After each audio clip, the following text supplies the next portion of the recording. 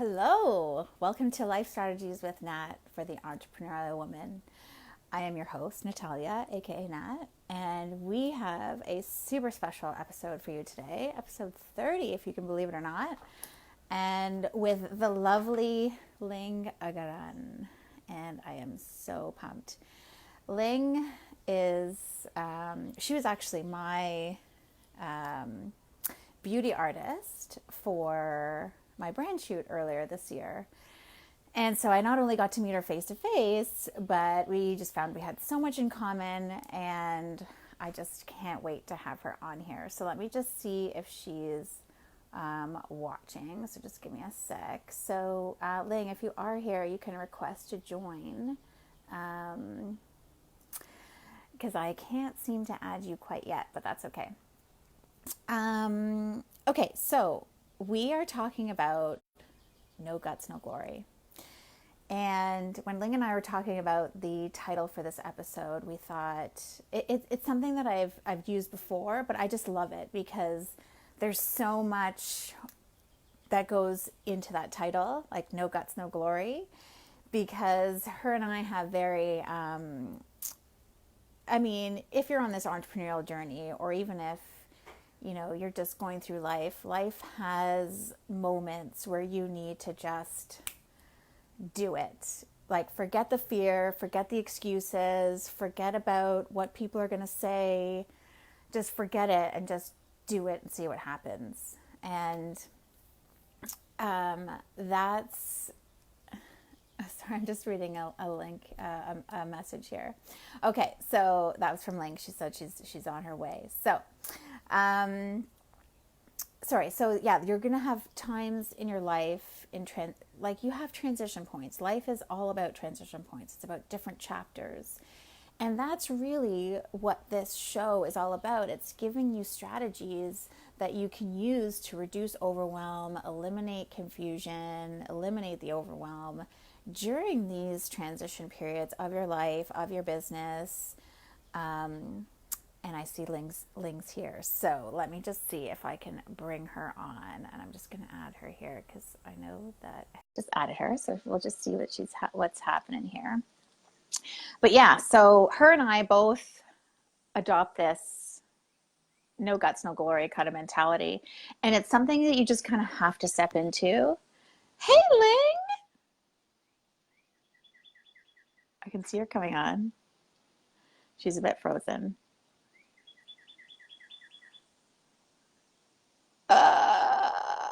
There you are. Hey, Sakshi. Hey, Simone. Thanks for joining us. Are you good? I can't hear you quite well. Is your sound on? Your connection might be a bit... Let's see. The beauties of technology, team. The beauties of technology. Ling is out in BC. I've been meaning to go out and see her because I'm in Toronto these days, but I just haven't had a chance to get out there. So Ling, you are totally frozen, just FYI, in case you can still see me. Hey, Simone. Just a couple minutes. Maybe she's gone. She's going to try again. Okay. Let's just wait for her. But anyways, Ling's going to share with us her story and how she became a beauty artist success coach, essentially. She cracked the industry. That's just, well, I know when I was growing up, it just wasn't like when you said, oh, I'm going to do makeup or I'm going to do beauty. People were like, really? Are you sure? It's like the music industry. Like, you love music, you're great at it. And then people are just so ready to be like, really? Are you sure? Like, it's a tough business. Like, are you sure you want to get into it? It's really hard. And she did it. She went for it. And that's, again, like going back to the title, No Guts, No Glory. Some of the most successful people that I've studied and I've been following, they have this mentality as well. It's this concept of, in your life, there's no certainty but the one that you have within you. Like there is this inner knowing that it's going to be okay. And if you're not there, then you're probably experiencing overwhelm, confusion, because when you don't, like, the future is unknown, but you get to design it, you get to create it, you get to, I always say this, but you have your own crystal ball. And it's really hard for people when it's like, I have that power. Like, are you serious? I can actually make changes in my life that are going to lead to me living out my dreams, and you know, maybe that means moving or starting a new job or starting a business. So you know, it's something that if you are able to have this mentality of no guts, no glory, it's definitely not something that happens overnight. Like it took me, well, it took me probably close to like 37 years. Just kidding. Now you know how old I am, but it took me a long time. And it's probably in the last year or two. Hey, Hannah. In the last year or two, hey Ling, okay, she's back. In the last year or two, where I've really noticed a change. So I'm just gonna try and add Ling on right now. She wants to be in my video. Yay, approve. Okay. I don't know if anyone's on here that does Facebook Lives, but they're always so fun and exciting, aren't they? Um, okay. Right? Thank you, Hannah. I totally agree with that. Okay, so just while Ling's getting on here, if you guys have any, like, are you guys adopting this mentality right now? This no guts, no glory? If so, give me some hearts. There you are. Are you there now? I'm gonna see if she's still frozen. I might. I can see you. Are you with me?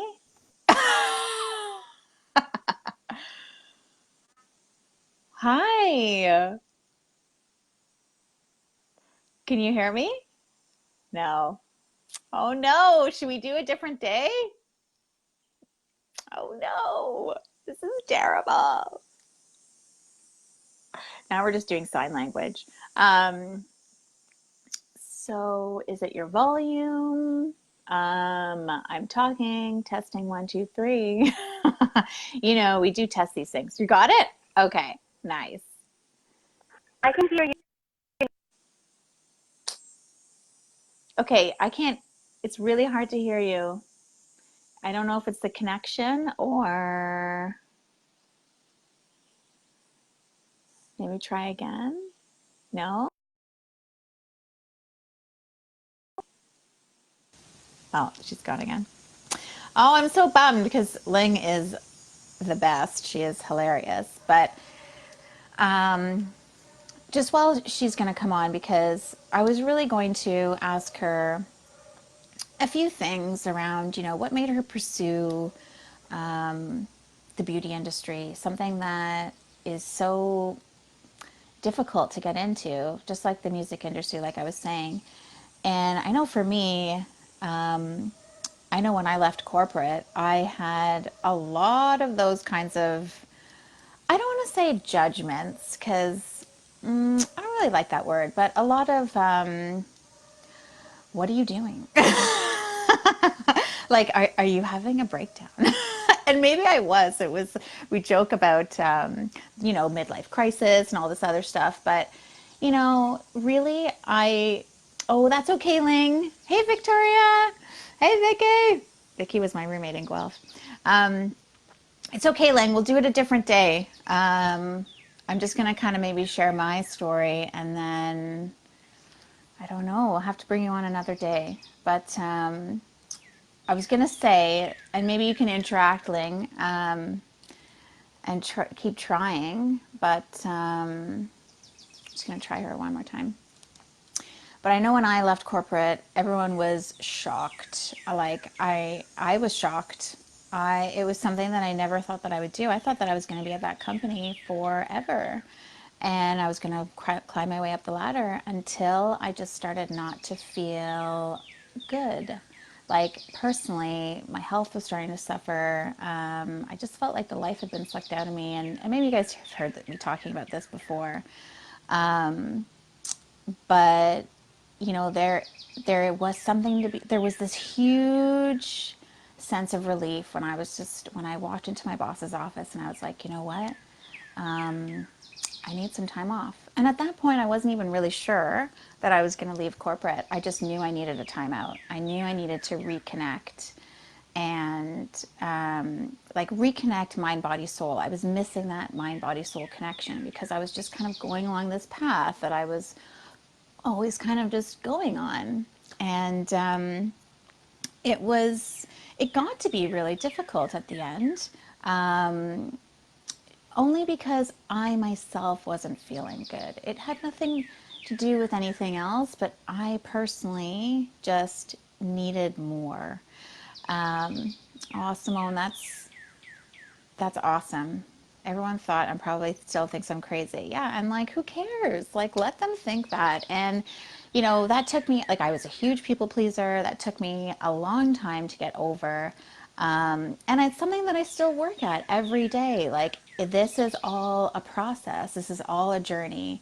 And I if someone were to say, "Oh, if leave your job at this point, you're going to go to Spain and you're going to go to Bali and get your yoga teacher certification and you're going to get a wellness coaching certification because you need yourself to do a reset and you're going to go on to be a life strategist and help hundreds and thousands of women to do exactly what you did, to work through a transition that came up in their career and just own it and just take ownership of your life and make it happen. Make just this thing, like, if you have lemons, make lemonade. Like, that is, I've been falling back to that a lot lately. And hey, Katie.